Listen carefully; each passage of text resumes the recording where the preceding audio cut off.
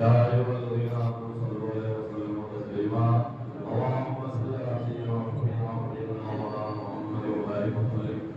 صلاة الله عليك يا سيدنا يا رسول الله صلى الله عليه وسلم. رات آئی ہم رات مل کر کے مطلب اپنے آپ مولا سیدنا مولا قلبی سوچا مالک اور مولا حضور پرور صاحب حضور محمد مصطفیٰ احمد مصطفیٰ صلی اللہ علیہ وسلم کی بارگاہ میں گناہ میں مصطفیٰ کا نظرانہ عزت جیسے اور اللہ رسول اللہ سیدنا و نبینا و حبیبنا مولانا محمد صلی اللہ علیہ وسلم وعافیت الابدان و شفائیہ و نور الابصار کریائیہ مبارک وسلم صلاۃ اللہ علیہ سیدی یا حبیبی یا رسول اللہ صلی اللہ علیہ وسلم. ولی میں ولایت کی شان رکھتے ہیں، ولی نگاہ میں نور جہان رکھتے ہیں. نگاہ ولی میں متاثر دیکھی، بدلتی ہزاروں کی تبدیل دیکھی. معزز سامعین کرام، پچھلے مرتبہ حضرات نے میرے کرام کی عظمت و فضیلت کو سماعت فرمایا تھا،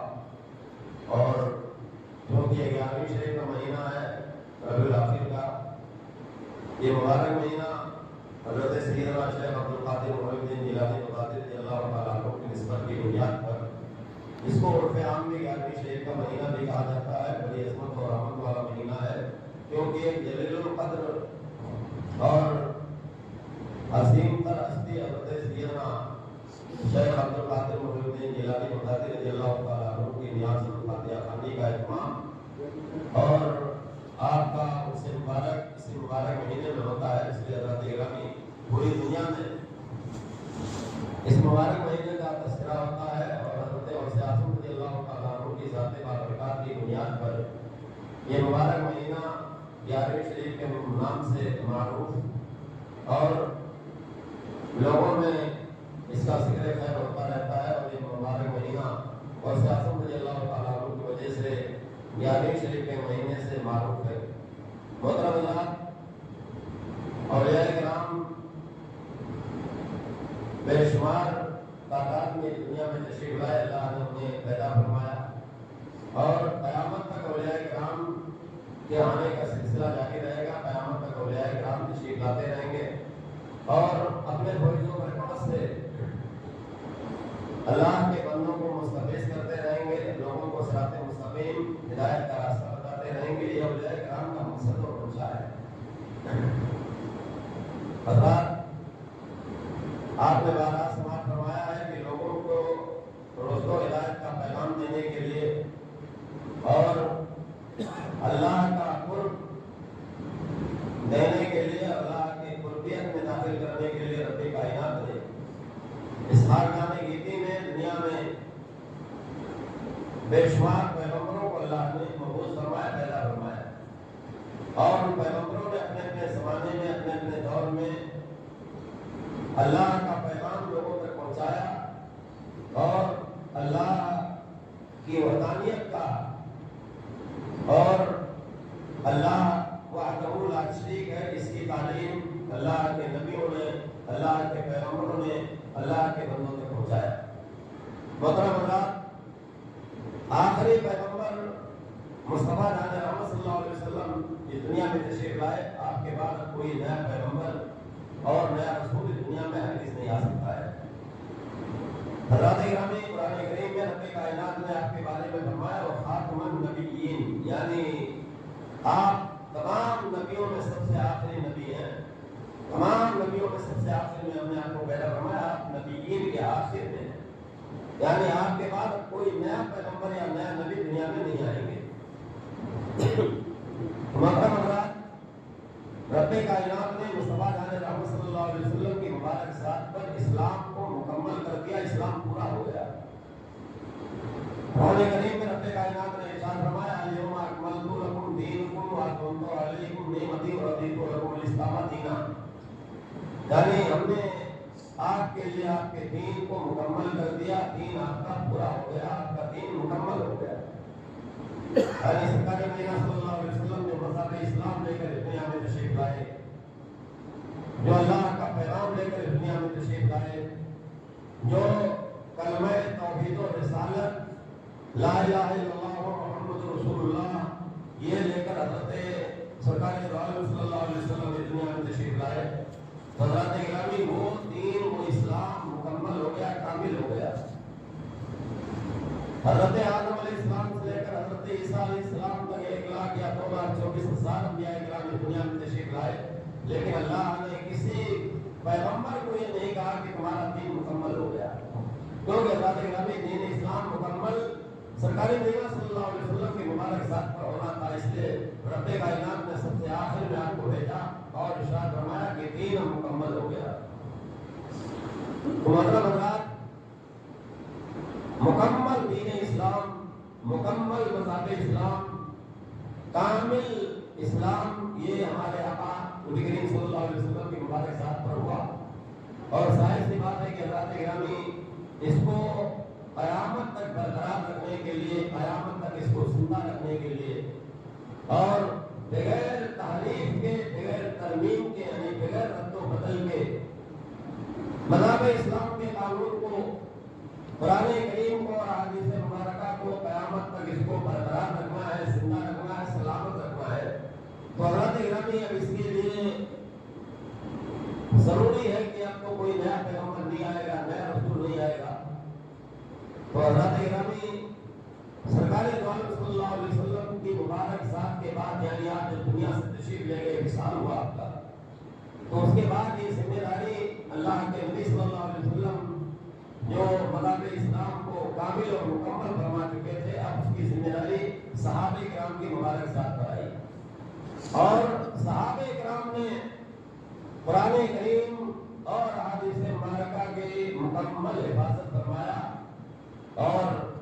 اپنے تن من دھن کی قربانی پیش کر کے مذہب اسلام کو زندہ رکھا۔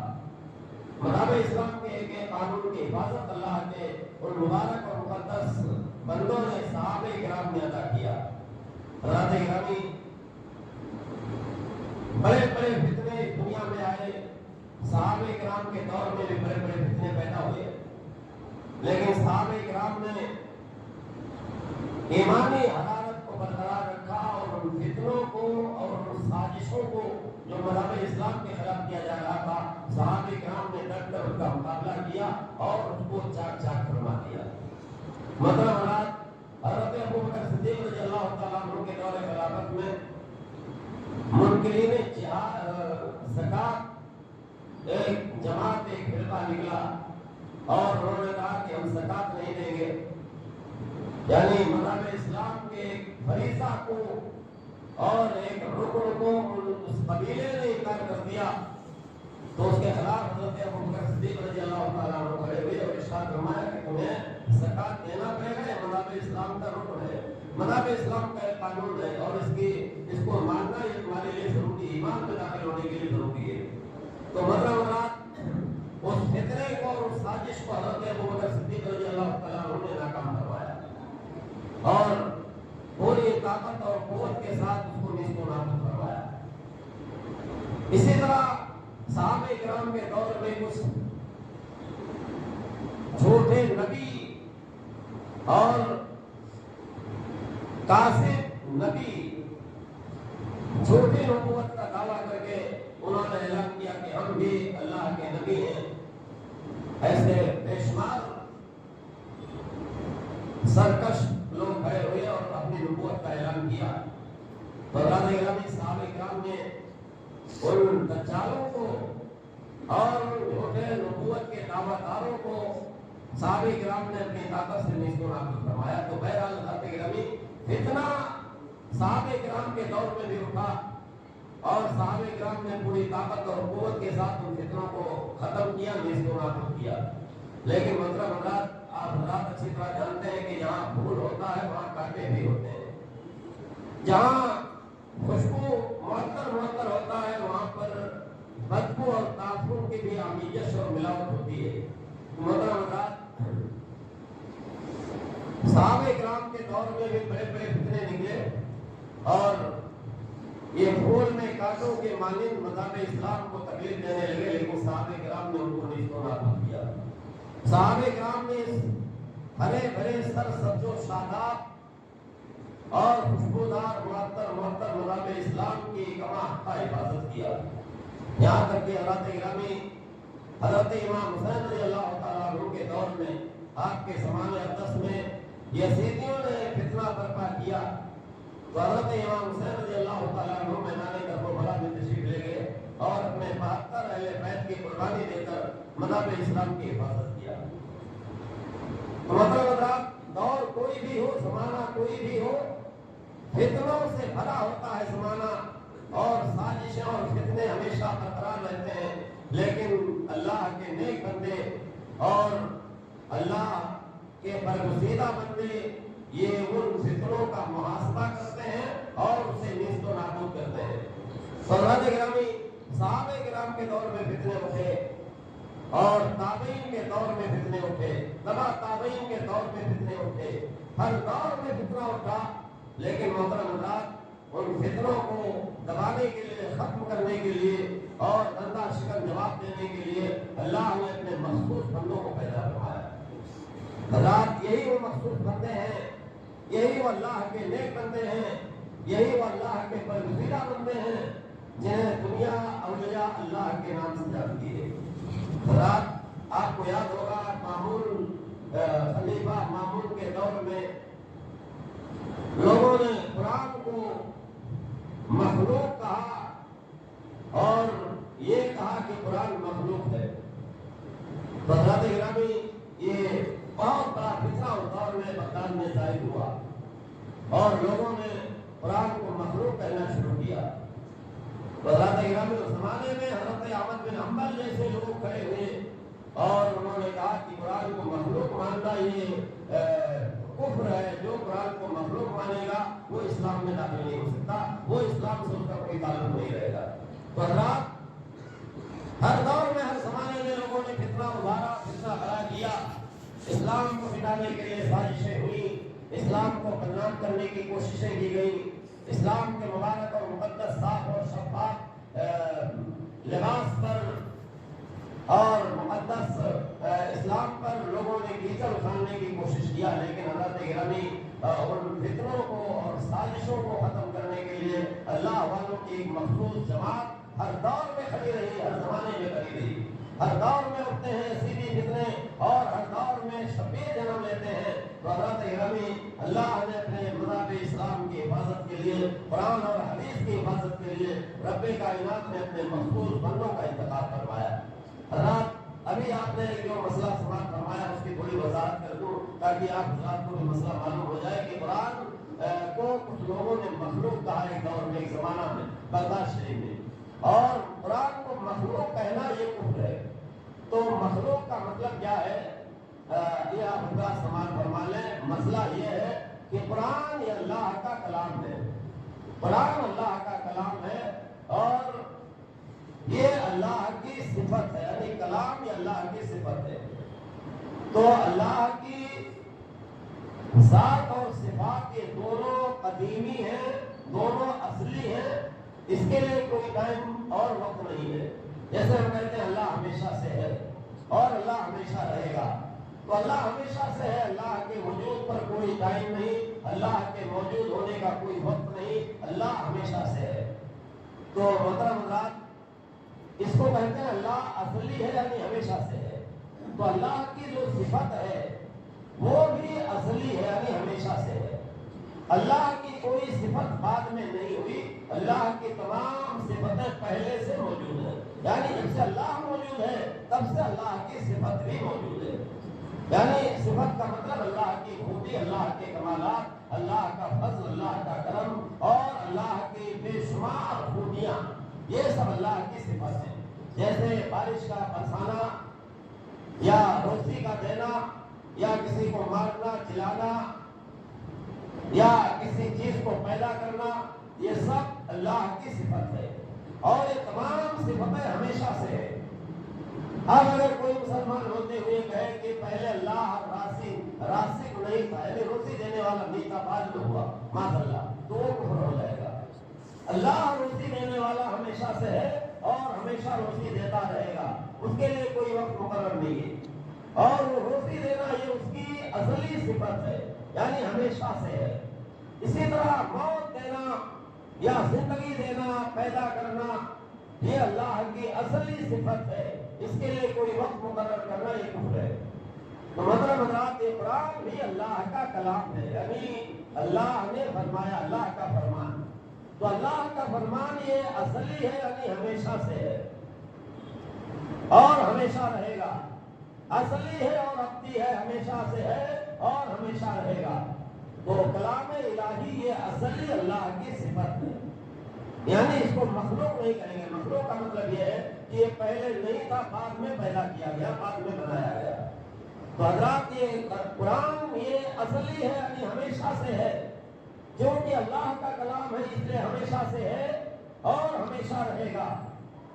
اب آپ کہیں گے کہ قرآن یہ قیامت آنے کے 40 سال پہلے زمین سے اٹھا لیا جائے گا، اٹھا لیا جائے گا، لیکن یہ ختم نہیں ہوگا، یہ فنا نہیں ہوگا، یہ قائم رہے گا۔ دنیا سے خالی اٹھا لیا جائے گا، لیکن یہ رہے گا باقی، یہ ختم نہیں ہوگا، فنا نہیں ہوگا۔ یعنی حدیث میں آتا ہے کہ قرآن 40 سال پہلے زمین سے اٹھا لیا جائے گا اور اس کے حروف یہ کتابوں سے اڑ جائیں گے، اور اس طرح یہ ایک ساتھ میں شہد کی مکھیوں کی طرح اڑتے ہوئے یہ عرش اعظم پر چلے جائیں گے، اور شہد کی مکھیوں کی طرح یہ آواز پیدا کریں گے عرش اعظم کے قریب جا کر۔ تو اللہ فرمائے گا کہ اے کلام، اے قرآن تو واپس کیوں آ گیا؟ تو قرآن بزبان صاف یہ عرض کرے گا کہ اے مالک و مولا، لوگوں نے مجھے پڑھنا چھوڑ دیا ہے، اور جو پڑھتے بھی ہیں وہ مجھ پر عمل نہیں کرتے، اس لیے ہم واپس آ گئے۔ مطلب حضرات یہ قرآن قرب قیامت میں، قیامت کے نزدیک میں قرآن واپس ہو جائے گا، اور قرآن دنیا میں باقی نہیں رہے گا، یعنی کتابی شکل میں موجود نہیں رہے گا، یہ قرآن اٹھا لیا جائے گا۔ یہاں تک کہ حفاظوں کے سینے سے قرآن اٹھا لیا جائے گا، قرآن حافظوں کو یاد نہیں رہے گا، قرآن کسی کے سینے میں نہیں رہے گا، یہ قرآن جہاں بھی ہوگا وہاں سے اٹھا لیا جائے گا اور یہ سب عرش اعظم پر جائے گا۔ تو رب کائنات اس کو عرش اعظم پر اس کو واپس لے لے گا۔ تو یہ فنا نہیں ہوا، یعنی ختم نہیں ہوا، قرآن باقی رہے گا، کیونکہ اللہ کی صفت ہے، اور اللہ کی کوئی صفت حادث نہیں ہے، یعنی ختم ہونے والی نہیں ہے۔ جتنی بھی صفت اس کی ہے یہ ہمیشہ سے ہے اور ہمیشہ رہے گی۔ اور مخلوق یہ ہے کہ مخلوق پہلے نہیں تھی، بعد میں ہوئی، اللہ نے بنایا بعد میں ہوئی، اور ہر مخلوق فنا ہو جائے گی، فرشتے فنا ہو جائیں گے، زمین آسمان یہ سب ختم ہو جائیں گے، چاند سورج ختم ہو جائے گا، اور دریا اور سمندر ختم ہو جائیں گے، پیڑ اور پودے ختم ہو جائیں گے، کیڑے اور مکوڑے ختم ہو جائیں گے، کیونکہ یہ سب اللہ کی مخلوق ہے، اور جتنی بھی مخلوق ہے یہ سب ختم ہونے والی ہے۔ تو اگر قرآن کو کوئی مخلوق مانتا ہے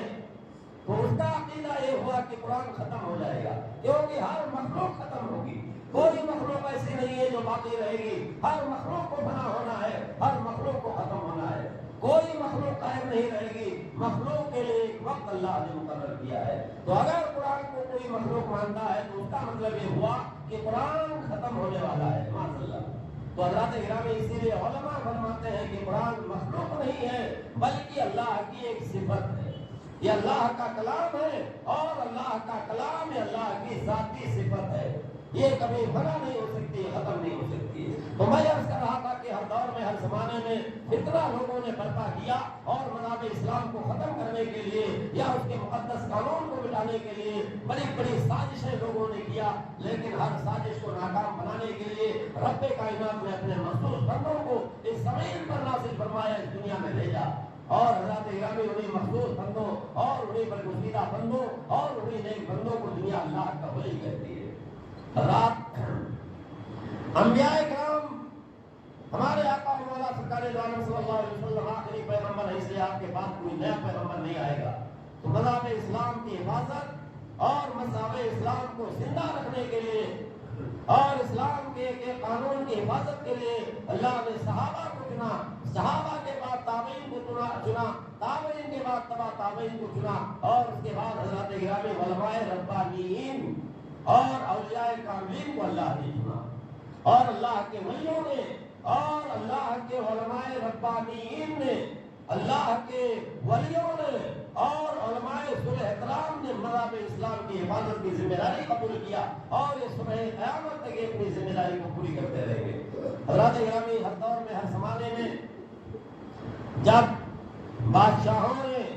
شہزادوں نے یا نوابوں نے یا اور طاغوتی طاقتوں نے مذہب اسلام پر انگلی اٹھایا، مذہب اسلام کے مبارک اور مقدس دامن کو داغدار کرنے کی کوشش کیا، مذہب اسلام کے صاف اور شفاف لباس پر اگر کیچڑ اچھالنے کی کوشش کیا تو اللہ کے ولیوں نے اور اللہ کے نیک بندوں نے، علماء ربانیین کی جماعت کھڑی ہو گئی اور مذہب اسلام کی حفاظت کیا، مذہب اسلام کا تحفظ کیا اور اعلان کیا کہ قرآن کریم اور احادیث مبارکہ کی ہم حفاظت کرتے رہیں گے اور ہے قول محمد قول خدا، فرمان نہ بدلا جائے گا، بدلے گا زمانہ لاکھ مگر قرآن نہ بدلا جائے گا۔ قرآن جس طرح آج سے 1400 سال پہلے نازل ہوا اسی طرح آج بھی موجود ہے اور انشاءاللہ قرب قیامت تک محفوظ رہے گا۔ اس کو کوئی ترمیم اور تبدیل اس کو نہیں کر سکتا ہے، اس کے ایک زیر و زبر کو، ایک نقطے کو اور ایک حرف کو اس کو کوئی ملا نہیں سکتا ہے، کیونکہ اللہ فرماتا وَإِنَّا لَهُ لَحَافِظُونَ، ہم نے قرآن کریم کی حفاظت اپنے ذمہ لے لیا ہے، اللہ اس کا محافظ ہے، اللہ اس کا ذمہ دار ہے، اللہ اس کی حفاظت فرمانے والا ہے۔ تو حضرات گرامی، اس کی حفاظت کے لیے رب کائنات نے اولیاء کرام کو پیدا فرمایا۔ جب بھی دنیا میں فتنے پیدا ہوئے اور مذہب اسلام کے خلاف سازشیں ہوئی، اللہ رب العزت نے اپنے ان اولیاء کرام اور محبوب بندوں کو دنیا میں پیدا فرمایا اور اللہ کی دی ہوئی روحانی طاقت سے اللہ کے ولیوں نے دنیا والوں کے سامنے مذہب اسلام کی صداقت کو ظاہر فرمایا، مذہب اسلام کی حقانیت کو ثابت کیا اور مذہب اسلام کی صداقت کو ظاہر فرمایا۔ حضرات گرامی، اولیاء کرام یہ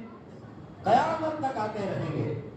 قیامت تک یہ پیدا ہوتے رہیں گے، یہ جب تک قیامت نہیں آتی ہے اور قرب قیامت نہیں آ جاتا ہے 40 سال پہلے تک اولیاء کرام اس دنیا میں رہیں گے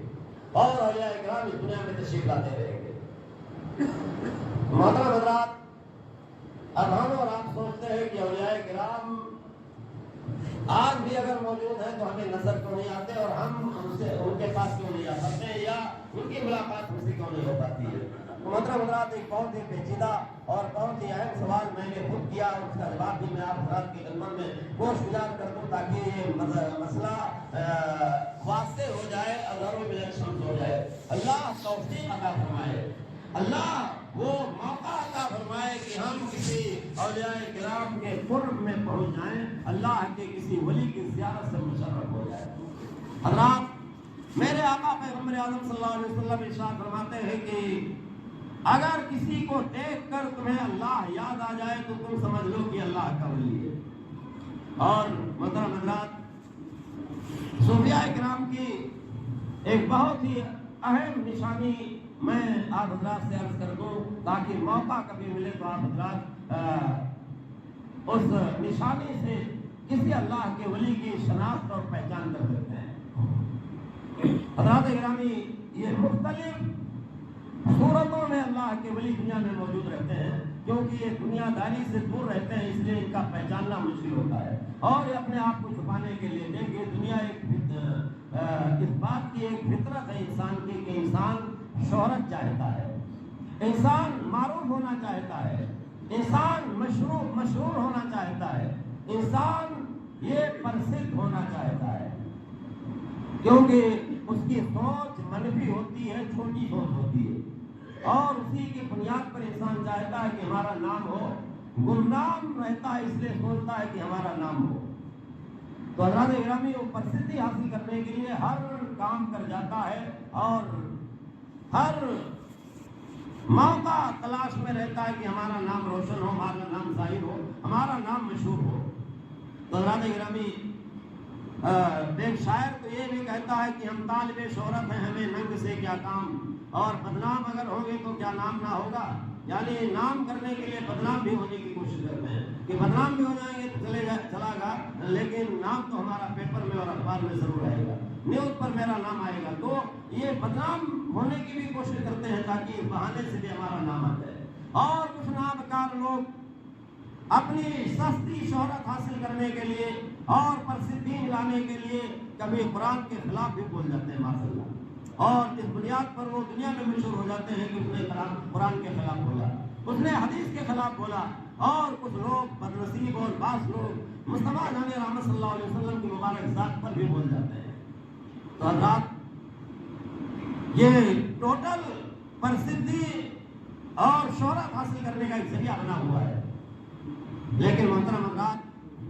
مکہ کے کافروں نے میرے آقا پیغمبر اعظم صلی اللہ علیہ وسلم کے دور اقدس میں زمانہ رسالت میں مکہ کے کافروں نے بھی آپ کو برا بھلا کہا تھا، اور مکہ کے کافروں نے کہا تھا یا ایھا الذی نزل علیہ الذکر انک لمجنون، اے وہ شخص جو یہ دعویٰ کرتا ہے کہ میں پیغمبر ہوں، تو اے وہ شخص جس کا دعویٰ ہے نبوت کا، تو مجنون اور دیوانہ ہے معاذ اللہ تعالی۔ تو مکہ کے کافروں نے مصطفیٰ جان رحمت صلی اللہ علیہ وسلم کو دیوانہ اور پاگل کہا، اور مجنون سے تشبیہ دیا، پاگل اور دیوانہ کہہ کر میرے آقا پیغمبر اعظم کو بلایا اور مخاطب کیا۔ میرے آقا پیغمبر اعظم صلی اللہ علیہ وسلم خاموش رہے، آپ نے ان مکہ کے کافروں کو کوئی جواب نہیں دیا۔ اندازہ لگائیں، میرے آقا خاموش رہے، کوئی جواب عنایت نہیں فرمایا۔ اگر میرے آقا ایک زبان اپنی زبان کو جنبش دیتے اور نبوت والی زبان ہلاتے تو حضرات گرامی مکہ کے کافر جو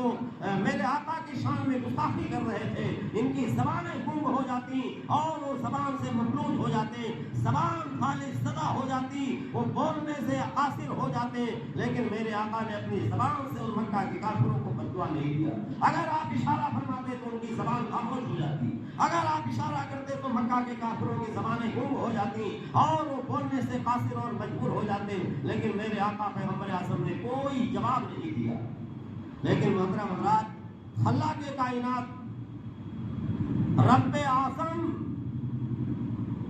اور اللہ کی مبارک اور مقدس ذات اس بات کو برداشت نہیں کر رہی تھی کہ مکہ کے کافر میرے محبوب کے خلاف بکواس کریں اور آپ کو مجنون اور دیوانہ کہہ کر پکاریں۔ یہ اللہ کو گوارا نہیں ہوا۔ رب کائنات نے جبریل کو حکم دیا ہے، جبریل تم میرے محبوب کی بارگاہ میں حاضر ہو جاؤ اور میرے محبوب کو یہ سنا دو، نون والقلم وما یسطرون ما انت بنعمت ربک بمجنون۔ اے جبریل جا کر میرے نبی سے کہہ دو کہ اے نبی، مجھے قلم ہے، قسم ہے قلم کی، نون والقلم وما یسطرون، مجھے قسم ہے قلم کی۔ اللہ اکبر، اللہ نے قلم کی قسم کھایا، اللہ نے قلم کی قسم کھایا۔ ارشاد فرمایا کہ مجھے قلم کی قسم ہے اے محبوب، جس سے لوح محفوظ پر لکھا جاتا ہے، اس قلم کی قسم اللہ نے کھایا اور ارشاد فرمایا کہ اے محبوب، یہ مکہ کے کافر تمہیں دیوانہ اور پاگل کہتے رہے تو کوئی بات نہیں ہے، اے محبوب تم دیوانے اور پاگل ہرگز نہیں ہو، تمہاری شان تو یہ ہے انک لعلی خلق عظیم، ہم نے آپ کو خلق عظیم پر فائز کیا ہے۔ محترم حضرات، مکہ کے کافروں نے محبوب پروردگار میں جواب نہیں دیا مکہ کے کافروں کو، پیغمبر اعظم نے مکہ کے کافروں کو جواب نہیں دیا، میرے آقا پیغمبر اعظم نے مکہ کے کافروں کو اپنے منہ نہیں لگایا، لیکن پروردگار عالم نے مکہ کے کافروں کو جواب عطا فرمایا۔ مکہ کے کافروں کو رب کائنات نے جواب دیا کہ اے مکہ کے کافروں، یہ میرا محبوب ہے، یہ مجنون اور دیوانہ نہیں ہے، اس کی شان تو یہ ہے انک لعلی خلق عظیم، ہم نے اس کو خلق عظیم پر فائز کیا ہے۔ محترم حضرات، رب کائنات نے اولیاء کرام کو اس دنیا میں بھیجا، اولیاء کرام کو اس دنیا میں پیدا فرمایا، یہ قیامت تک آتے رہیں گے، قیامت تک موجود رہیں گے دنیا میں۔ اب میں یہ عرض کر رہا تھا کہ اولیاء کرام سے اگر کبھی ملاقات ہو تو ان کی نشاندہی کیسے کی جائے۔ تو محترم حضرات، علماء اور صوفیہ فرماتے ہیں کہ اگر آپ کسی ایسی جگہ پر جائیں جہاں کوئی اللہ کا ولی تشریف رکھتا ہو، اللہ کا ولی کوئی جلوہ گر ہو، تو آپ اس کے پیچھے بیٹھ جاؤ اور امتحان کی غرض سے نہیں بلکہ فیض حاصل کرنے کی نیت سے، اور اپنے دل میں درود شریف پڑھو، انشاءاللہ اللہ کا اگر ولی ہوگا اور روشن ضمیر ہوگا تو فوراً وہ چہرہ آپ کی طرف کر لے گا۔ ایک بہت ہی اہم نشانی میں نے آپ حضرات کی خدمت میں عرض کیا کہ اگر درود شریف آپ پڑھ رہے ہیں اور سامنے اللہ کا ولی آپ کی پیٹھ کے آپ کے طرف پیٹ کر کے بیٹھا ہے تو انشاءاللہ وہ اللہ کا ولی گھوم جائے گا۔ اللہ کا ولی کا چہرہ آپ کی طرف ہو جائے گا۔ درود شریف کی تعظیم میں ایک اللہ کا ولی آپ کو پیٹ نہیں کرے گا، بلکہ آپ کے سامنے بیٹھ جائے گا، آپ کے سامنے اپنا چہرہ کر دے گا اور بغور درود شریف کو سماعت کرے گا۔ محترم حضرات، کسی اللہ کے ولی کی آزمائش اللہ کے ولی کا امتحان نہ لیں اگر موقع ملے، کیونکہ حضرات گرامی فتنوں کے دور میں، اس فتنوں کے زمانے میں اللہ کے ولی بہت کمیاب ہیں لیکن موجود ہیں، اور اللہ کے ولی ہر زمانے میں رہیں گے، ہر صوبہ میں رہیں گے، ہر علاقے میں اللہ کے ولی رہیں گے۔ کوئی علاقہ ایسا نہیں ہوتا ہے جہاں اللہ کا ولی نہ ہو، اللہ کا ولی ہوتا ہے لیکن ہم پہچان نہیں پاتے ہیں۔ تو بہرحال حضرات گرامی، اولیاء کرام سے کوئی تو برکات حاصل کرنے کی کوشش کریں۔ ایک مرتبہ ایک بزرگ سے کسی نے پوچھا کہ اس دور میں، اس وقت میں دہلی کا قطب کون ہے؟ آپ نے فرمایا کہ فلاں چوک میں چلے جاؤ، وہاں کلنگر بیچتا ہوا ایک آدمی ہے، ملے گا تمہیں، اور وہی دور کا سب سے بڑا قطب دہلی کا ہے۔ یہ گیا اور کلنگر دیکھنے لگا، ایک کلنگر لیا، تھوڑا سا کھایا، پھینک دیا، بولا یہ اچھا نہیں ہے۔ ایسے کرتے کرتے 100 کلنگر توڑ کر پھینک دیا۔ کلنگر بیچنے والا وہ مجذوب اور وہ قطب مسکراتا رہا، کوئی جواب نہیں دیا۔ یہ چلا گیا، 2-3 سال کے بعد پھر واپس اسی بزرگ کے پاس سے آدمی گیا، بولا اب کون یہاں کا قطب ہے؟ کہنے لگے جاؤ فلاں چوک میں ایک شخص لوگوں کو پانی پلا رہا ہوگا، یہ اس دور کا، اس زمانے کا، اس دور کا وہ قطب دہلی ہے۔ یہ پہنچا وہاں اور کہنے لگا کہ مجھے بھی پانی پینا ہے، مجھے بھی پیاس لگی ہے، ایک گلاس پانی دے دو۔ وہ قطب نے پانی کا گلاس اس کے ہاتھ میں دیا، دیکھا اور پھینک دیا، بولا اس میں یہ پانی اچھا نہیں تھا، خراب تھا۔ اب ایک گلاس پانی جب اس نے پھینکا تو یہ پانی فروخت کرنے والا،